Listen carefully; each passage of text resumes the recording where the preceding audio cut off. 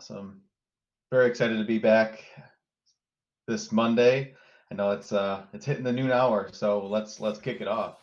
Welcome to the Power Platform Governance and Standardization topic. Today we have Matt Fleming, Steve Campbell, and myself to present on the Power Platform. So really excited to be here and give Matt the platform and just be able to walk through some of the things that he sees day to day. So let's dive right in. Great. Thanks, Anthony. Let's go ahead and get things started here. I'll go ahead and kick off here with just a little brief intro on myself. I can get my slide deck to work here. There we go. All right. So my name is Matt Fleming. I'm the principal solution architect for Power Platform over at Boyer & Associates. A little bit more about me personally. I have a wife who is in human capital over at Concurrency. I've got a couple kids, 5 and 2, you can see there. And then we've got a little Jack Russell Terrier named Gizmo. That's our puppy. She's 8 years old. So live in the southeast metro area of the Twin Cities, and I am definitely a puckhead. So love hockey and really excited to see what the Wild are going to do this year. Professionally speaking, I joined the partner channel in 2013. Been working with Dynamics and the Power Platform ever since. Anything from large scale, multi-thousand user implementations all the way down to things where I'm, talking to the 2-3 users that are going to be using the platform that we're building. So all kinds of different experience in the Dynamics modules with sales and service, custom business processes, and then you can see Power Platform.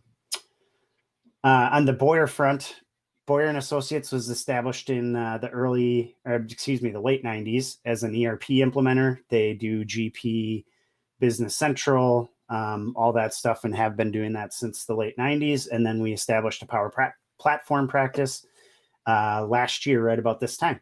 So we're very SMB focused.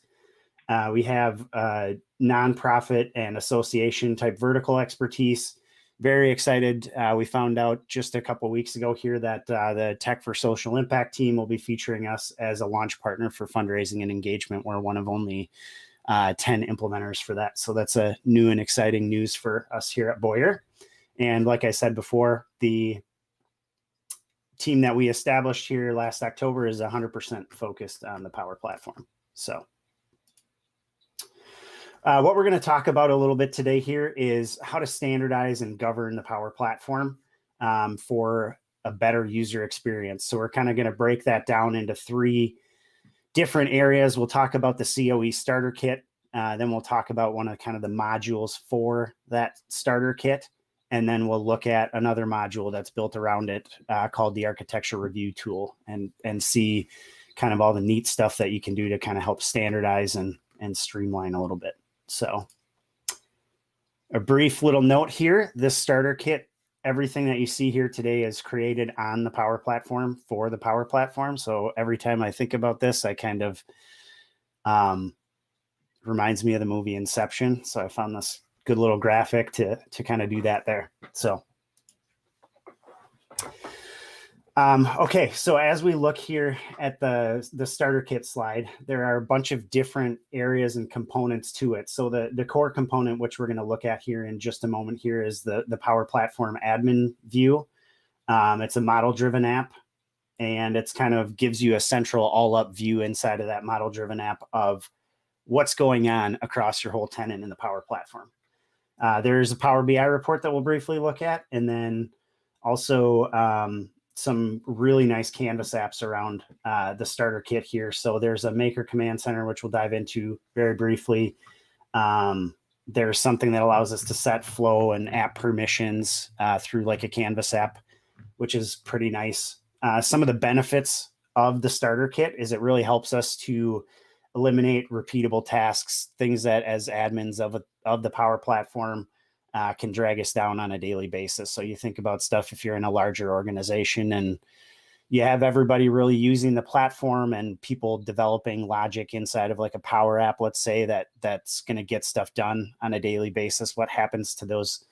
What happens to that logic when someone leaves the company? Those types of things. So there's some automation that's built in where if someone is to leave, their manager actually can get a a notification in Teams saying, hey, these are all these different flows that this person had. Do you want to assign them out to yourself? Do you want to assign them to other people on your team so that that business logic can still stay active while that actual employee has left? So it gives you very tenant-wide visibility across all the Dataverse orgs. And then there's a lot of kind of cool novel approaches to reinforcing best practices inside the Power Platform.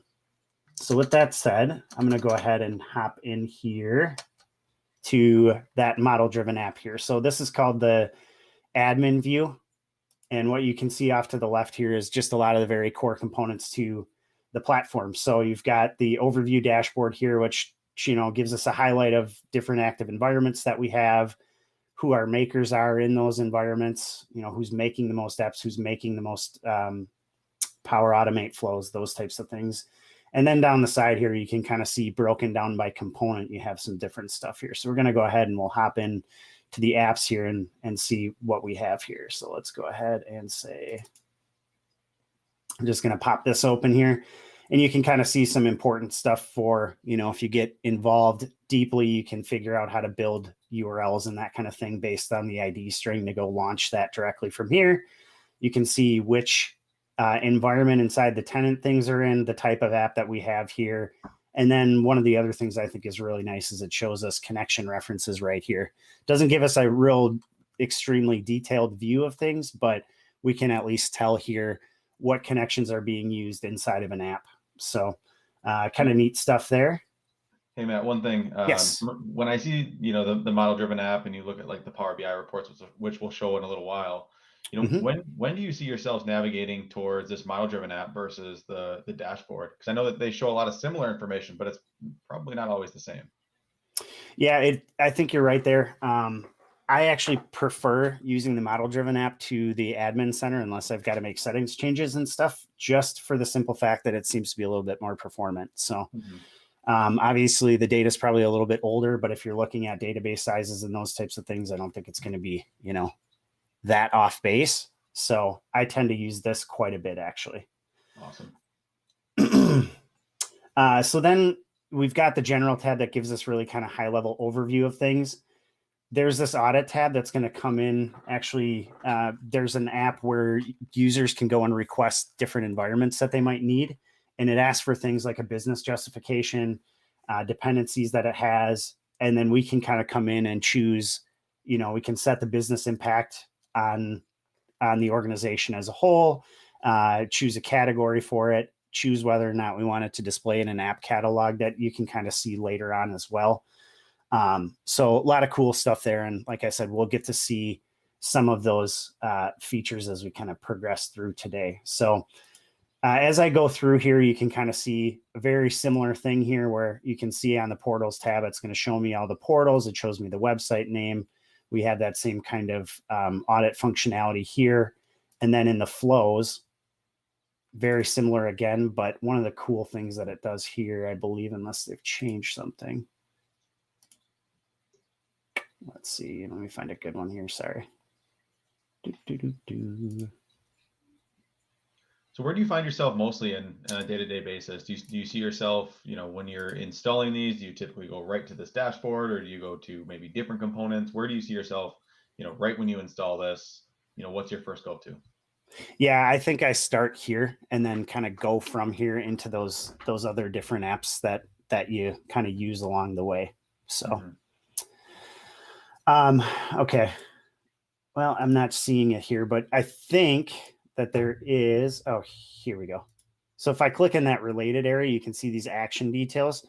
And again, here you're seeing kind of higher level overview of what's going on. So it's not completely specific on exactly what's happening here, but you can kind of see, okay, so it's using a compose function for each, some different API connections. You can see where those different things come in. So it kind of gives you a high level overview of what's exactly going on there. So at what point do you want to maybe like look at something like this? Are you an admin, or are you a Power Platform, champion? At what point would you does this become relevant?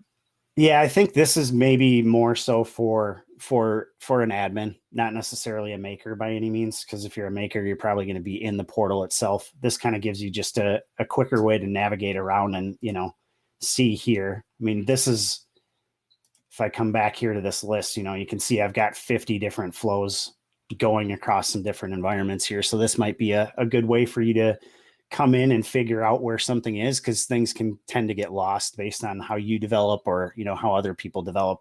Is something in the default, in that default org or default environment because, someone stood it up on their own, or is it in, the testing or development environment, or do I have it in a live production environment? So it really can kind of help to narrow some of that stuff down as well.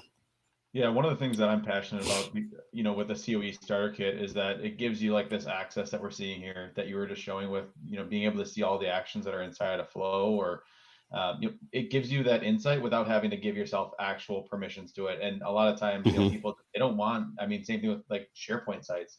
They don't want you like in their business. This is a way to kind of like create that window with, being able to see that without actually, diving in deep.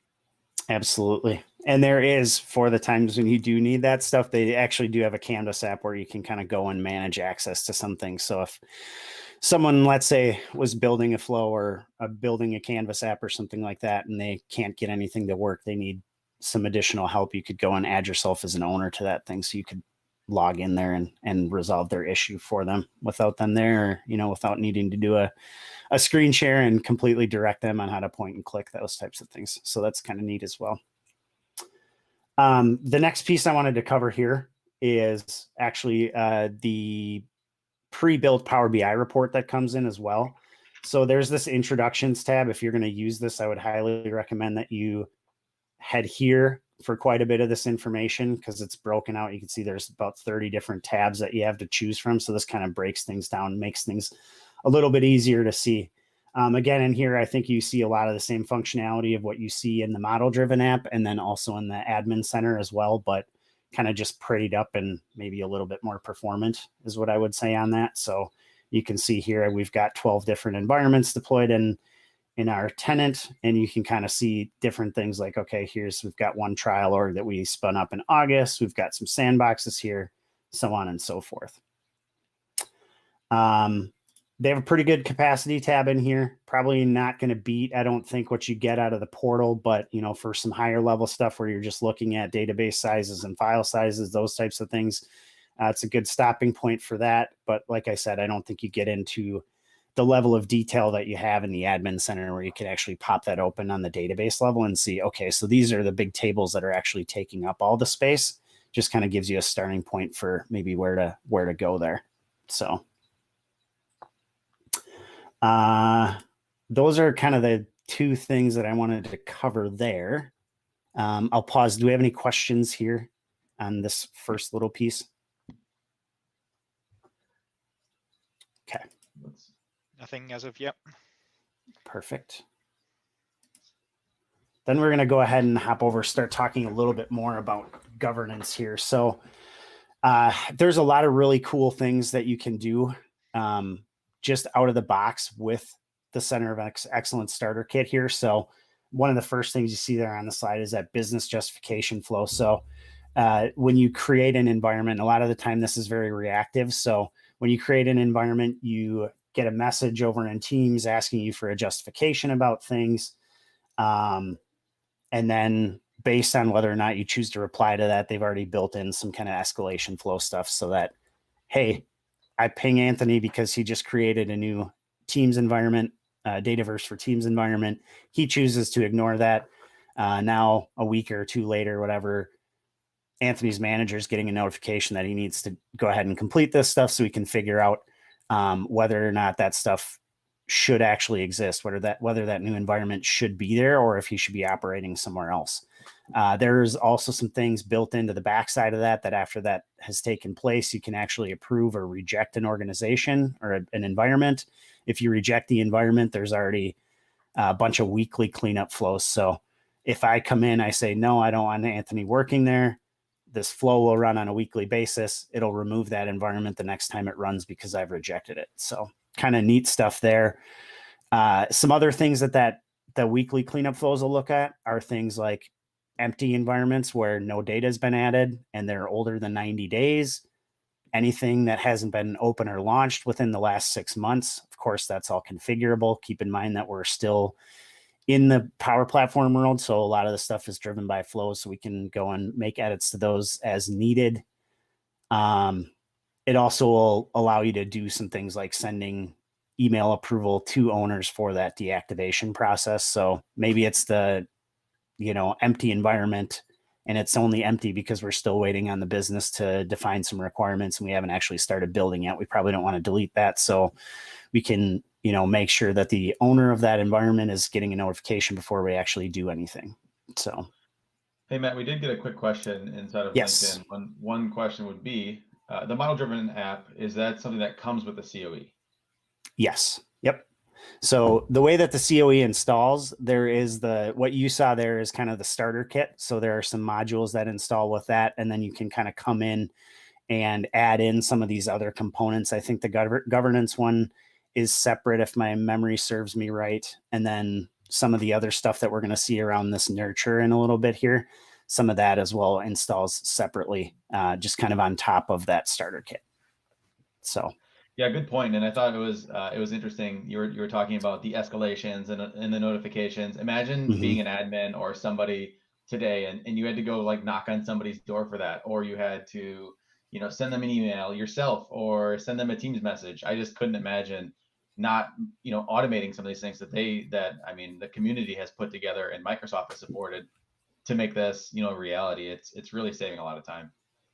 Yeah, absolutely. It's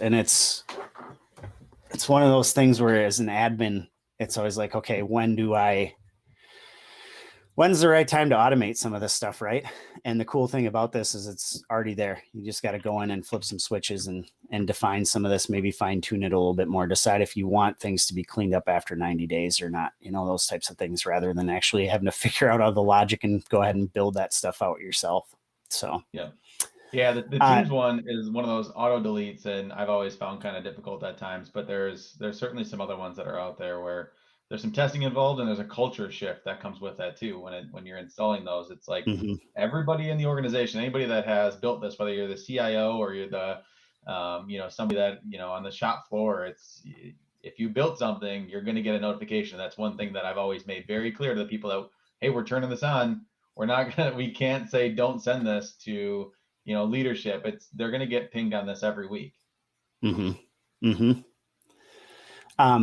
Some of the other cool functionality here, like I said, I think I touched on it above, but you can see the screenshot here in the bottom right of the screen. That's showing kind of what the orphaned objects thing looks like. So this guy named Mark here, he left the company, and you can kind of see all the flows down the screen here. And then you've got that take ownership button. So as a manager, you could just grab all of them. You could delete all of them because Mark was a terrible developer and you don't want anything that he's ever built to be part of the organization anymore. You could reassign all of them to a single person, or you can do that more granular see each here, where it's like, okay, I want to assign this one to Anthony. I want to assign that one to Matt, so on and so forth. So you can get pretty granular with it. All point and click though.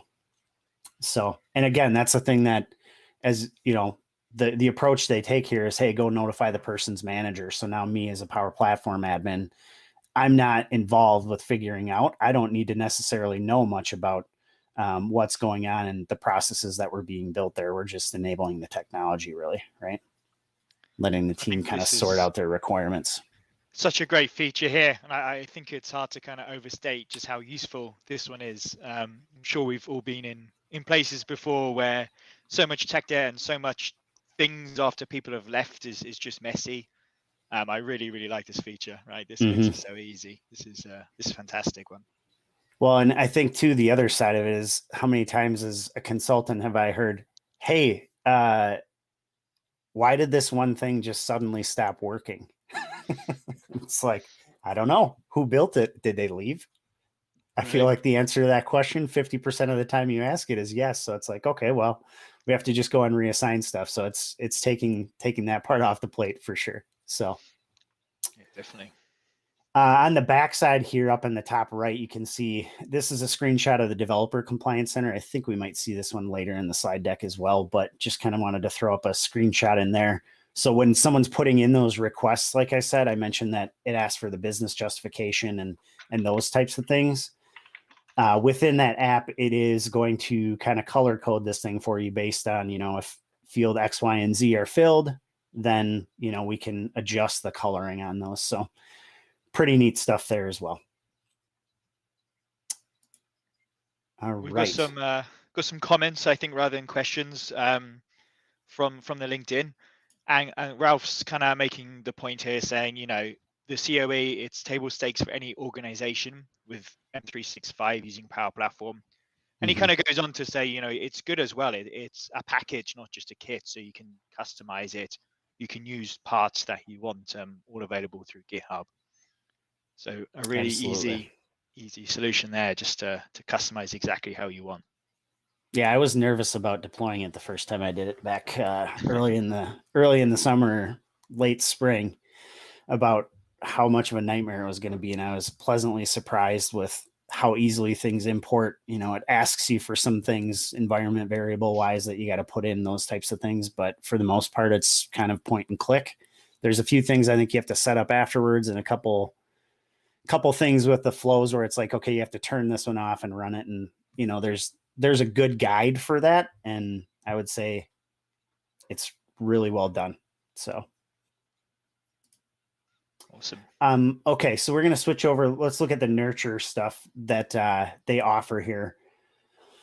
There's 3 big things that I like to highlight with this. The first one is training in a day in management and registration. Excuse me. So that's this stuff that you can see down here. The left side here is what you can kind of see as one of the admins if you're kind of giving those trainings away. So you can see, those people who have registered. You can email attendees. I don't know if you can see, that's kind of small, but you can change the event. You can email attendees. You can delete the event, whatever you need to do there. And then other folks, when they want to sign up for these type of things, they can come in. You can see this is another Canvas app where they're just allowing people to go in and look at the events that are upcoming and go ahead and register for those. The other neat thing that this thing does is this assessment stuff. So as someone comes in, they can go take that training, and then you can actually build out like a quiz. I think it comes with one that's pre-populated here, but you can build a quiz out and kind of tweak that, to kind of cover some of the things if you're going to specialize more down a particular path. Maybe it's, diving deeper into Canvas apps or something like a 200 level rather than a 100 level app in a day type thing. And you can go ahead and do this, and then those people can go through, take the test afterwards. You can kind of use that as feedback for yourself on where you need to improve in things. And also maybe, set up some kind of guidelines around, okay, well, I want these people to start coming to these app in a day classes before they actually build anything. So you could build in some automation out the end of this as well to say, if they come through here and they get a certain level passing grade on it, then we can just go ahead and light them up and allow them to actually create environments on their own or something like that. So neat functionality there. I wanted to jump into real quick at this point and just look at this Maker Command Center. It allows you to feature some apps in here. I don't have that set up right now, so I'm not going to show it. But then a couple of the other neat things. This again goes on the nurture side of things. Is this Power Platform news? So it's just basically an aggregated feed of all the Power Platform blog posts that come out from Microsoft on a weekly basis. So I've been using this a lot lately because I feel like no matter how hard I tried in the past, I would always miss at least 1 or 2 of these every few weeks. So I try to come in here probably 2 to 3 times a week now and just kind of look at things here. The other neat thing that it has to help enable those users is the Learn tab that's not going to open. There we go. Okay, so it's got the Learning tab in here where you can kind of see they take basically all the Microsoft Learning paths and just kind of put them in, but it's in one kind of consolidated spot so that people don't have to go digging, don't have to necessarily interact directly with the Learn site to figure out what their learning path should be. They can kind of just come in right here, click on these different learning paths and be right where they need to be.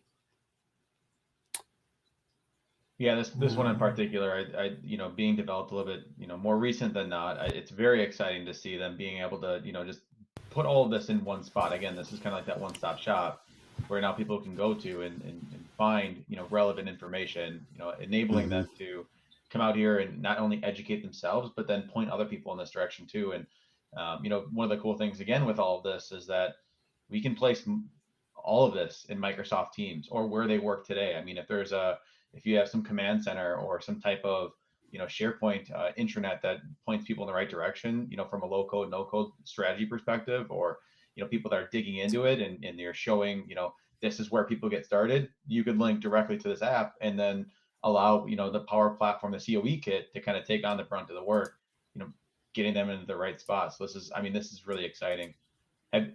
In terms of the command center here and being able, which of these tabs I think do you find most useful? I use this one, like I said, all the time. The news tab, because otherwise I miss stuff. I've got a Pixel, so Google's usually pretty good at picking stuff up for me and dropping it in my news feed. But like I said, it's always best to be latest and greatest on the ball. So I use this constantly. All right, let's go back to a slide here. Here is the other one that I have not used at all yet. We work with fairly small organizations, so we haven't found a great use case as of yet since I've learned about this to use it. But this thing is, I think, one of the greater tools here. So this innovation backlog, you can see it over on the left side there. It provides you with the data model. And then you also see this is another Canvas app here for backlogging ideas from the business. So the things that you can capture in this are the tools that they're using today to do this, the pain points that they're experiencing when they're doing process X, Y, or Z, which teams, is it part of the finance team? Is this for HR? Is this for the consulting team? Is it for the warehouse floor? Those types of things. How much effort they actually spend on this too, which I thought was really, really cool. So you can say, okay, it's 5 users that do this. They spend 15 minutes a day on it. And then in the back end, you can kind of extrapolate that out and actually tie costs to it. So you can kind of see here's this automate environment thing. It's $20,000 a month is what it's costing the business right now. And they're doing, whatever 0.2 hours is, 12 minutes per month is how much time they're spending to do it. So it really can be a kind of unique way to look at and highlight the areas of improvement in the business, or what, more of maybe an IT led effort would look like, where to actually focus those efforts. Right. Yeah, I can really appreciate that being in the card there as well, where it's showing front and center. This is what we're saving on that. This is exactly, this one is worth investing more time into because it is affecting so many people, or whatever the case may be. I love that it's front and center. Yeah, then it also allows you to do stuff like add files, and I know that's not that crazy, but it allows you to put Visio files in, or the new business process mining stuff that they have in Flow. You can have users take, or they can go out on their own, take screenshots and recordings of exactly what they're doing to kind of complete this process, and they're able to add those in as well. So yeah, I think this is going to be one of those hidden gems. Like you said, it's an add-on to the starter kit. This is one of those spaces where you can either have this added on, and I mean it is something that you have to install and configure yourself, so that it's a little bit more in addition to the starter kit. But you can see here that it adds a ton of value. And we have in the comments here that someone had mentioned that it'll help you prioritize the work as well. From an end user perspective, if you had this ingrained in your culture, I mean, I could see this going a really long way. Nobody knows about it. I mean, won't help too much. Right. Absolutely. Okay, so from there, we will jump in and demo one of the Canvas app tools here. So there is a theming tool. I just kind of wanted to point you in the right direction here. Again, this is something on here's Developer Compliance Center. So I'm just going to pop one of these open real quick. So you can kind of see across the top here. Let's just go ahead and look at a Canvas app. I know I have a bunch of them in here. So let's see if I pop the details on this guy. You can see here. So, okay, when did the org get created? When was the last time it was changed? And then here's some of that stuff, like I said, when someone's doing a request that they're going to enter in. So what's the business justification for it? what's the access requirements for it? Are there any dependencies on the solution? And then they can choose, okay, so it's going to be low risk. And then they can say that it's, confidential information, so on and so forth. So that really kind of can give us a nudge in the right direction, right? To make sure that the right IT policies are being applied to things with this confidential versus just saying, yeah, we got a bunch of environments out there and we don't really know much about what's going on in them. So anyways, that's a little backtrack there. And then we'll go ahead and hop into the theme editor here. So this theme editor, again, another Canvas app. I'm going to go ahead and just create a new theme and just kind of show you some of the things that you can do here. So this goes a long way to standardization, right? You can make these themes available across the organization and allow people to maybe come in and get a little bit more polished than what they might be able to do on their own, right? So I'm going to come in here, kind of basic stuff where I'm going to, you can name it. So Milwaukee, whatever, you can give it a name there.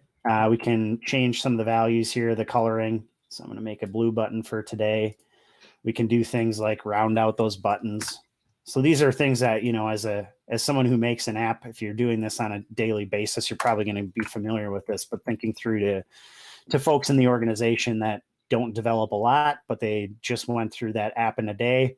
Hey, here's a great way to set them up for success by allowing them to, use something that's pre-formatted for themselves. So I'm going to go ahead and save this. And let's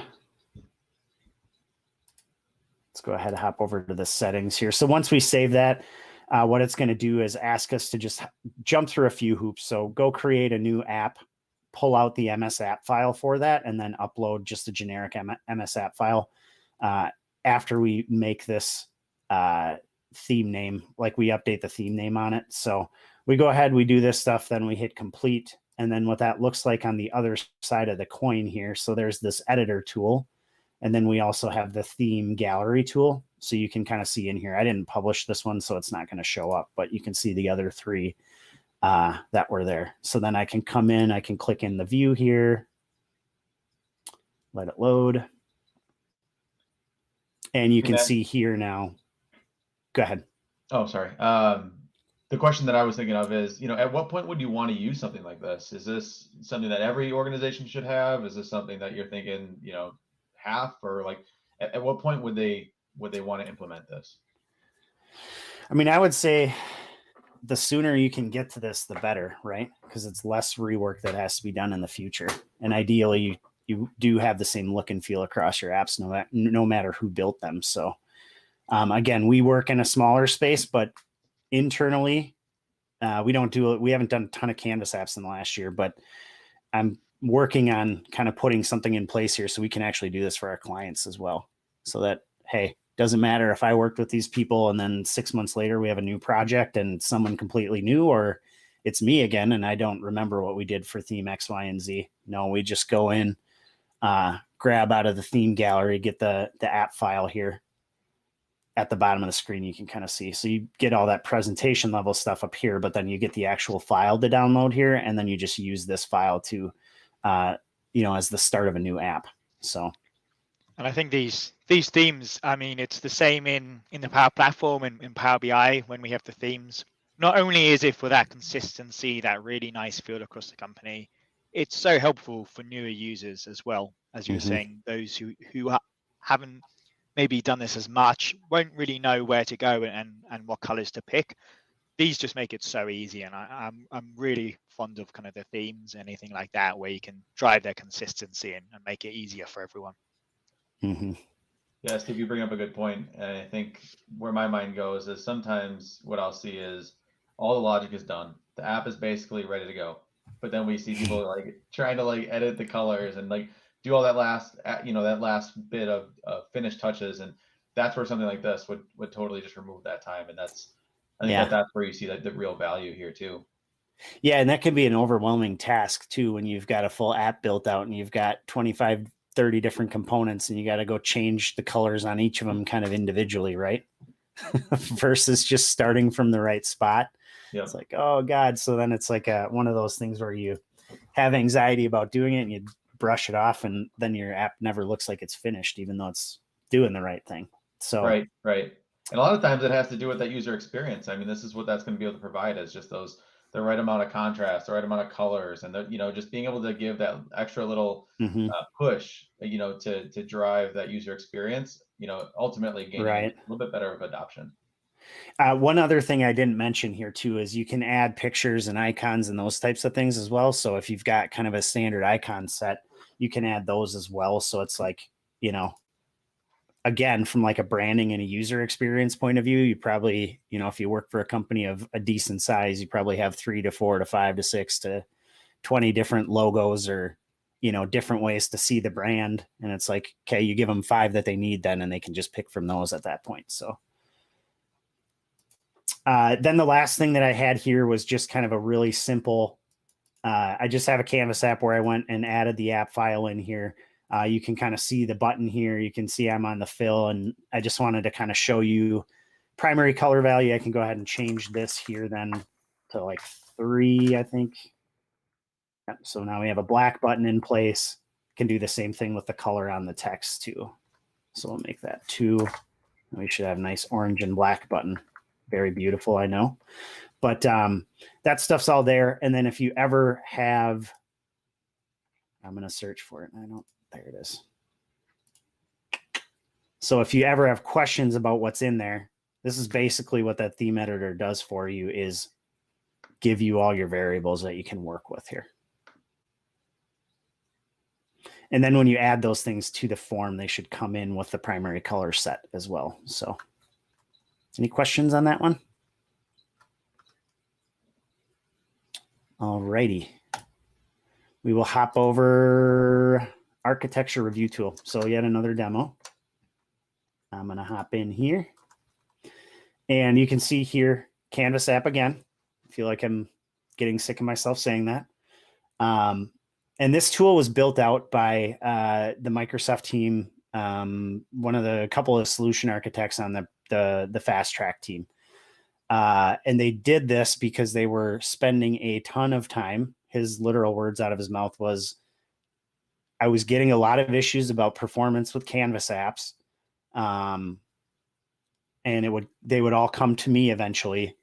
And I started to notice that a lot of the reasons was because people weren't building the app in the correct way.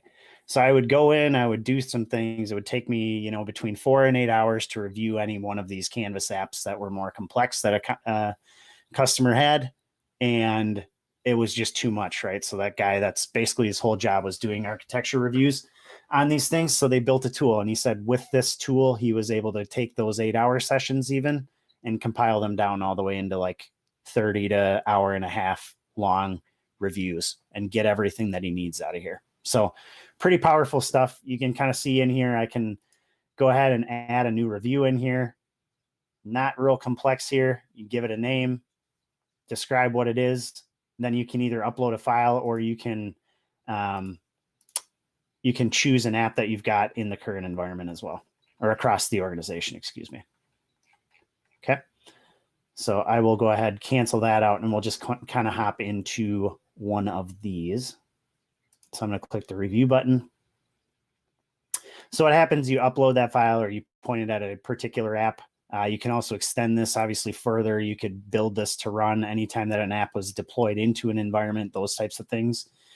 You're going to get a lot of information here. So we're going to start actually at the end. I'm going to come into the statistics tab, and you're going to see that I've got some results here. So this is just some charting that was built inside the Canvas app, but based on some rules and some weighting and scoring. We have a B grade on this app, and you can kind of see where the failed patterns exist here. So there's behind this, and we'll kind of see it in a moment here. There's a bunch of rules that they're checking for and best practices that we should be following that kind of are involved here with passing or failing things. So you can see we've got a couple things on the performance side, and then you can see also that the pattern severity is lower medium. But overall, this thing passed, which is good because it's the architecture review tool. So if it failed, I would kind of be sad. Okay, so I'm going to head over to the review tab next. And you're going to kind of see here pass fail on each of the different items that all the different rules that were run when I actually submitted this thing for a check. So you see up top here, these are automated rules. You can also build in some more rules, which we'll cover in a second. But then you can see there's also some things that are manual. And so some of this stuff you need to maybe do manually. So there's no way, obviously, for a flow to be able to tell what the organization's environment strategy is and what the ALM and DevOps practices are, right? But maybe we want the engineer that's deploying this to come in and actually define some of that or put in some comments on it so we can make things manual there.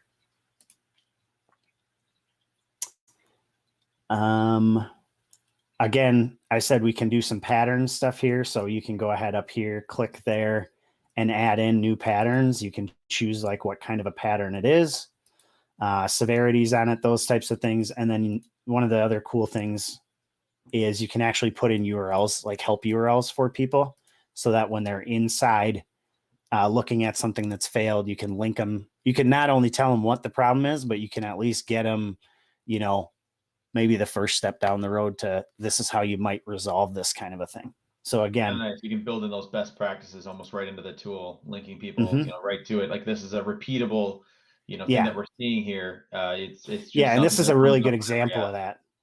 I scrolled down. Let me go back up here. So this code readability one, this is a great example of something like that, where it's like, it's not going to break your app, right? It never will. But should we have 4,000 characters without any comments in it? Probably not, right? So yeah, very good way to drive things like best practices that you found and the ones that the actual Power Platform team, you know, has identified, working with thousands more clients than I think anyone on the call probably has, right? So what else did I want to show here? So yeah, you can kind of click into these and you can see what's going on there. When you click in as well, it doesn't just tell you what the error was, but it also tells you where that error happened. So you can kind of see here in the launch action, we do a whole bunch of stuff in this on select. And here you go. This is what it looks like. Here's the big old blob of the 4,700 characters or whatever it was. So it's doing more than just saying, hey, you have an issue, go find out what it is. It says, hey, you have an issue and here's where it's at even. You know, it gets down to that level of visibility. So again, you can do the same thing in here. So not using concurrent functions, please consider using those in the future. I'm trying to think here. There's a special way to get to the links. I wanted to just kind of show. Oh, that's right. That's what it is. So as you're working through that, one of the questions that popped in is, you know, what components does this all work for? So this is specifically built for Canvas apps. Awesome. If you're looking for something similar on the model-driven app side of the fence, something already exists today, and it's just that solution checker tool. That's what you'd leverage for that.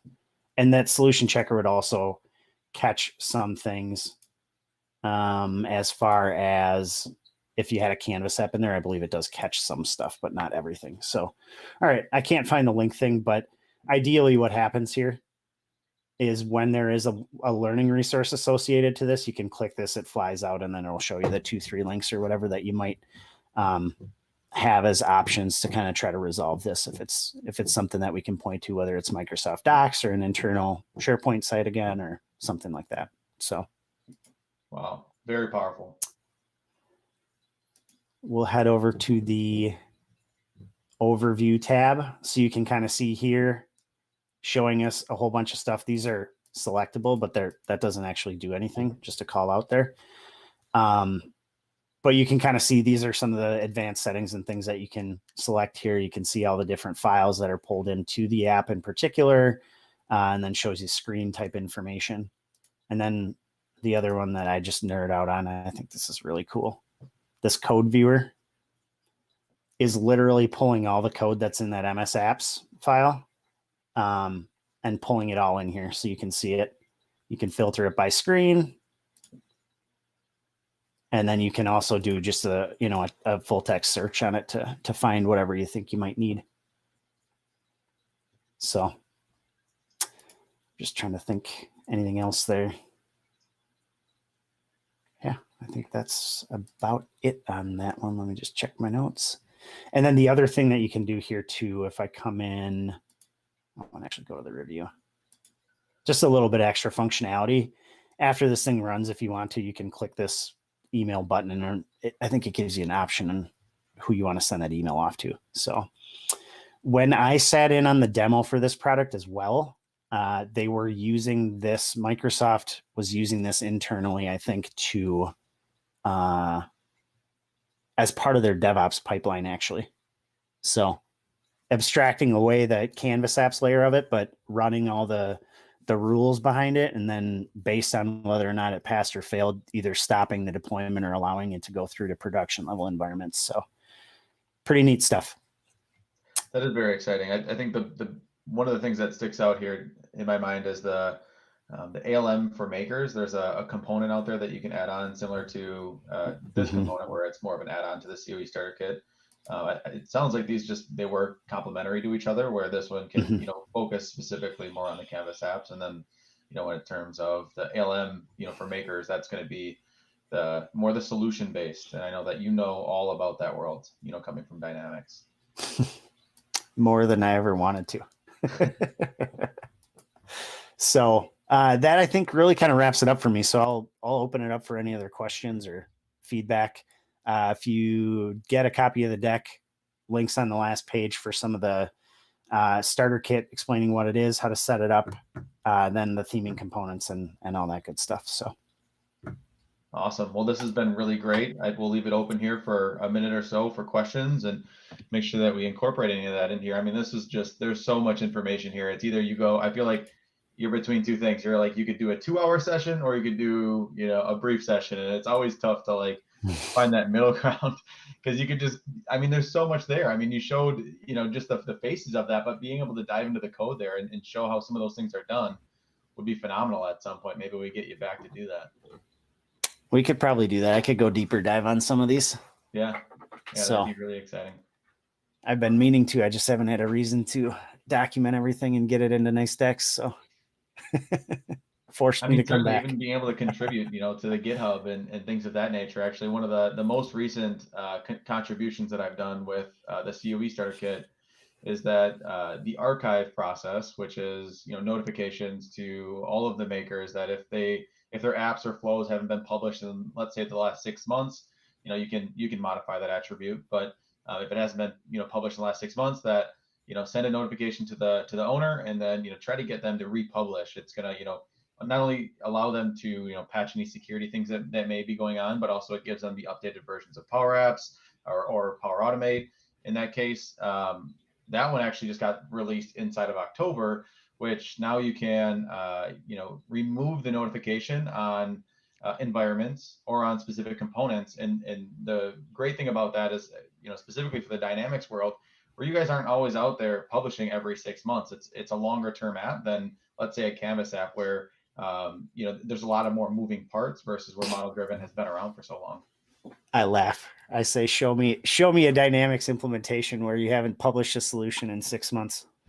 Oh, it's more around, it's more around the component, the model. Yeah, it's the model driven app. It's all the components inside of there, where otherwise you're getting pinged every 6 months. And then also, I think the scariest part with that is, if you leave that on for those Dynamics folks, they could click a button that would delete components out of the model driven app, or out of that solution, in which you just want to kind of bypass that entire kind of scare. Which you should have backups. Obviously, there should be stages there where you shouldn't be really missing much. But if something like that happens, we want to mitigate some of those, and that's where we saw that come in.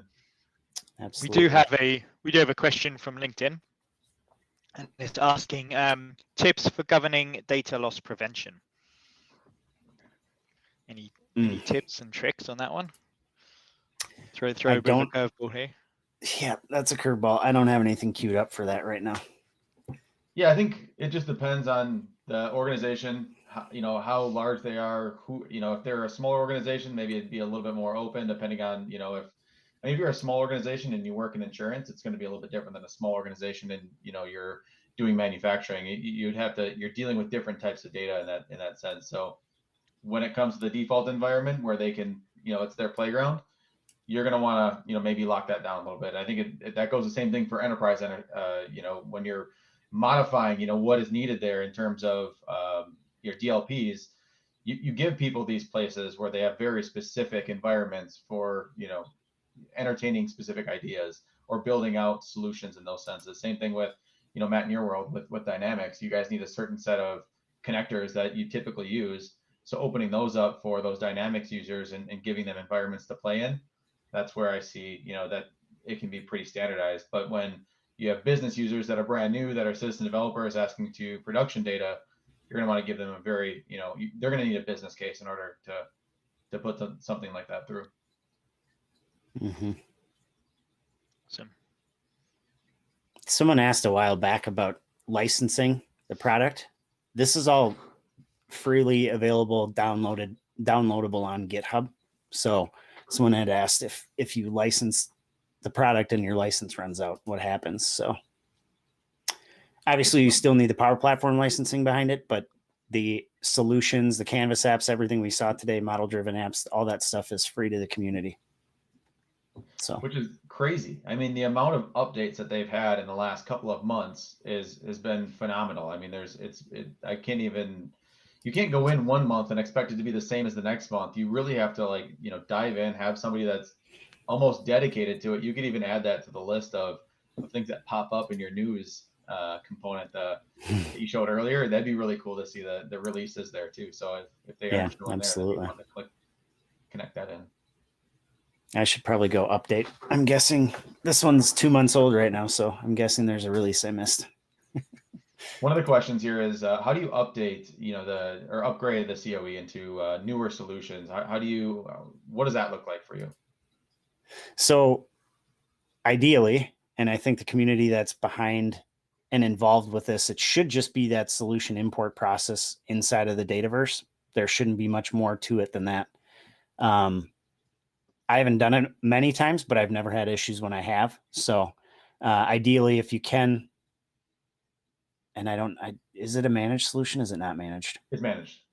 Okay. Yeah. So that's the biggest key, right?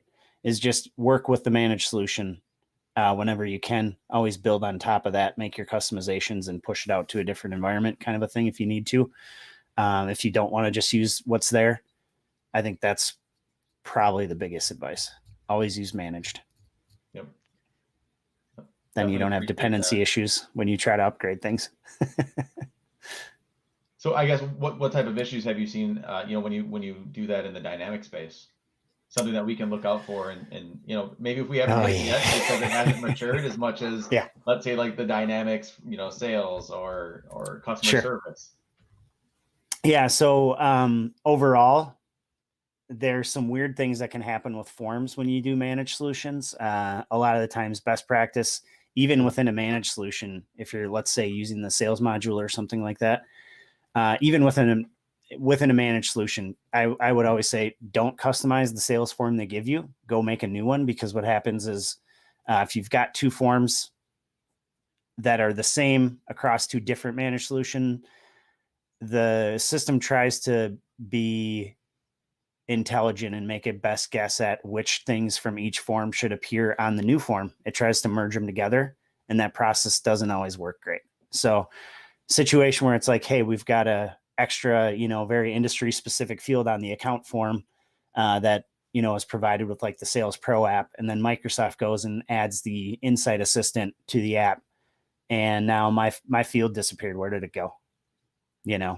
So a lot of times things like that, many times, if you're customizing over the top of a managed app, it doesn't matter where it is. If you do it in production, I know it says you can't directly edit components of an app. You can still modify the components. It just goes to a different area. And so when that happens, this actually just happened with another customer last week where, hey, I made changes to a view. I added some columns to it. I imported my managed solution. and it's not there. Again, that active layer always is going to sit on top of those unmanaged and managed layers. So what's going on is your solution's coming in, it's coming in below the active layer, so it's never going to change. So you have to go delete the active layer out of there, which there's cool tools for XRM Toolbox to do. But that is something that we should definitely pull you in for. XRM Toolbox. I would love that to. Would be a lot of fun. Yep, absolutely happy to come back and do an XRM Toolbox walkthrough. So I don't know. There's so many tools that are there that I don't know if I could pick my favorites to get it into this presentation time, but we could probably make it happen. Well, we'll certainly have you back. That's for sure. This has been, a very great, demonstration of some of those even newer components. You said it's been a couple months since you've last, upgraded, but I mean, those solutions are bleeding edge. They're using all the bleeding edge technologies. Microsoft on the back end has just really been, working to utilize those as well. And I think that that's also a great way for, makers and admins and people to see those fresh tools that are coming out, fresh features, and being able to take advantage of those and seeing how Microsoft is doing that as well. So again, thank you, Matt, for coming, and really appreciate you being able to showcase the different components. We'll definitely have you back. Let's talk about the XRM toolkit. I know that you're very passionate. Me and you, we caught up on this a long time ago, and it would be great to show your passion in that space as well. Absolutely. Thanks for having me. Cool. Thank you so much. And we'll just do a couple wrap up pieces here. So with 2021, I mean, it's coming to a wrap. There's just a couple months left. So we have Anton Robbins, who is going to be presenting next month. So that'll be very exciting. It's going to be something with, more than likely going to be Canvas apps and SharePoint. That's his specialty. That's his bread and butter. And it's been very exciting to have him on the show here earlier. Previously to that, I mean, thank you, Matt, again for coming. And I guess that just wraps us up. There's just a couple things that we've went through this year. We've had a great run, and it's already almost closing in on the end of October here. And it's been such a crazy year in the Power Platform. Wave 2, that's mostly being pushed out at this point. We're seeing things in that space where we're constantly again updating features, and being able to intake those new features and capabilities that the Power Platform's putting out. It's just been one of those things that's been a wild ride, and we're going to continue to see this uptick in not only people using the Power Platform, but the features that are coming out too. So very exciting. And again, I want to give you a thank you to Steve Campbell and Mike on the back end here, making all this work. So again, thank you for the whole team and everybody that showed up.